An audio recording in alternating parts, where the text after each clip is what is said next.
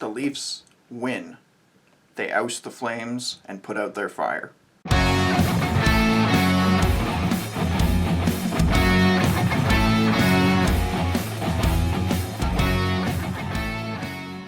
Leafs win 3-2 over the Calgary Flames in their first game in this very short series against them and start off on a really good note. So starting off, I just want to acknowledge that there was someone who passed away in the Leafs family that is going to be greatly missed by generations, and I can't really say that I watched him or anything, obviously, because he was from a totally different era. So George Armstrong, former captain and Stanley Cup winner of the Toronto Maple Leafs, passed away, and he was the last captain of the Toronto Maple Leafs to be a part of a Stanley Cup winning team.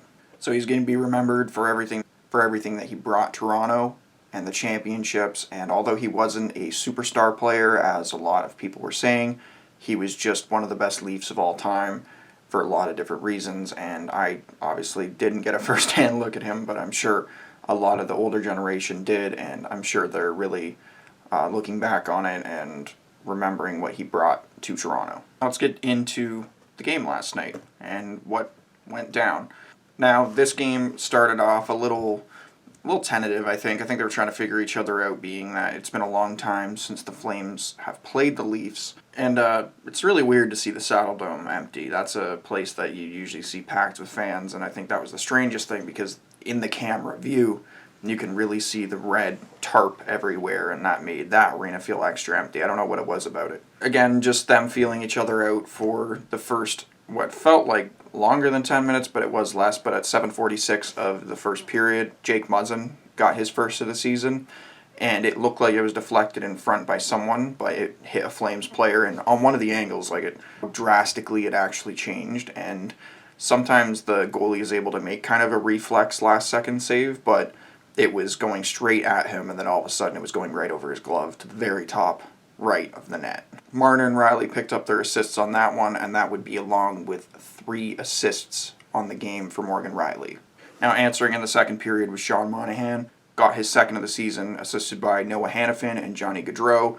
You really want to see the Monahan-Gaudreau tandem prosper, because there's been a lot of pressure on them, and seeing if are they enough? Are they the tandem that's going to bring the Flames to where they need to be? Because this tandem has been around since around 2015. They really haven't been able to get over the hump. They haven't been able to have a lot of playoff success. A lot of ups and downs with them, especially Johnny Gaudreau. He had 90 points a couple years ago, and he was on pace for that last year. So he was about to put 2 good seasons up. But beyond that, he has not shown up in the playoffs or anything. Now, us on the power play at 19:28 of the second period, Wayne Simmonds would get a goal, and his 100th power play goal and his 500th career NHL point.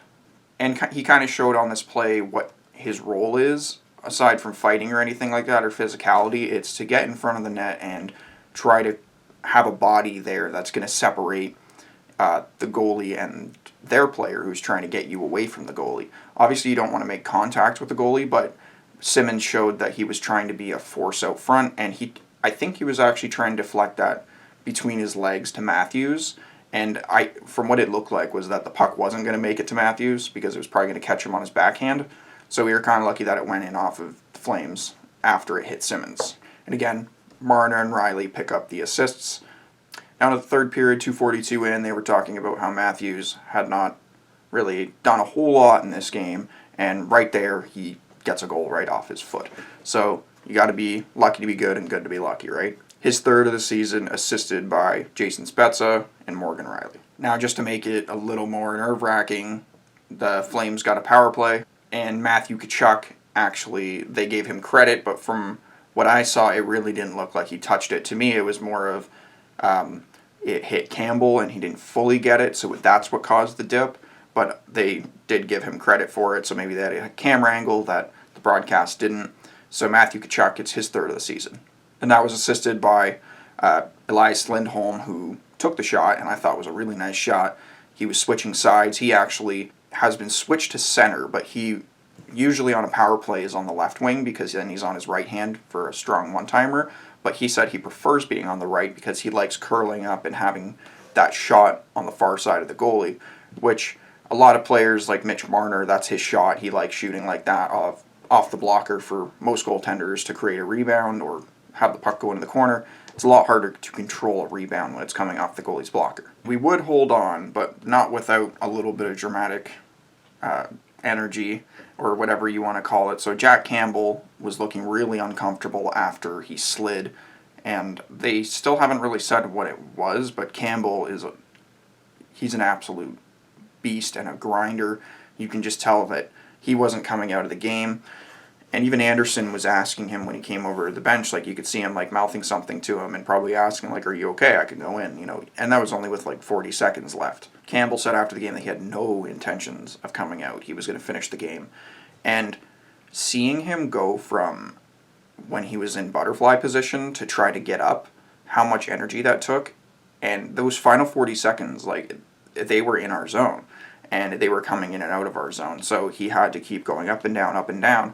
He must have been in a world of pain, because you could just see when the buzzer went at the end, and just before that when Matthew Tkachuk piled on top of him, he was like burying his head into the ice, and just how much pain he was in. He needed to use his stick to get up. All we can hope for is that it's not serious, because Jack Campbell has shown not only his ability to get wins as a backup and make saves and give us a chance to win. He's just shown like what kind of person he is and the things he's been through. Now, for the people watching that don't know, Jack Campbell was a first-round pick by the Dallas Stars in 2010. He went to the minors and spent 8 years there with the Texas Stars until they gave up on him in the organization, as he was touted to be a very high-end goaltender, because you don't take a goaltender into the top 10 if you don't think that he's going to be your guy.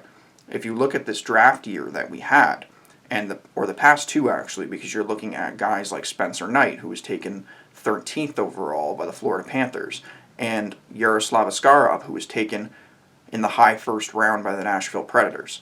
These guys, you're looking at them as the future Connor Hellebucks, Carey Price, Henrik Lundqvist, guys like that you're looking at them as your future goaltender. And more than that, more than a starter, the quality of them is what's expected. So I think Jack Campbell has a little chip on his shoulder, and he's always been told probably he wasn't going to be that great, because after his development failed, I'm sure his confidence went down.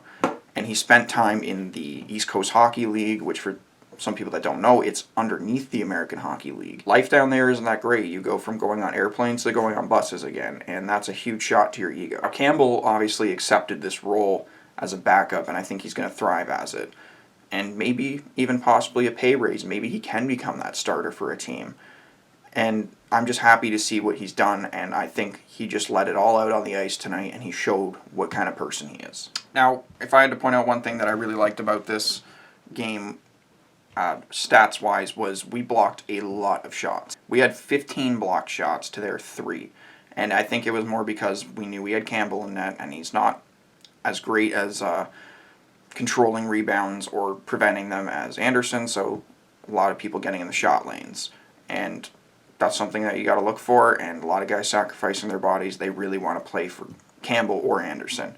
So if we can keep that up and just don't get injured doing it, block them properly, that's something that's going to be a huge plus to our defensive end, and already is showing up to be a big plus in how our goals against has gone down so far. Alright, so we're just going to wrap this one up.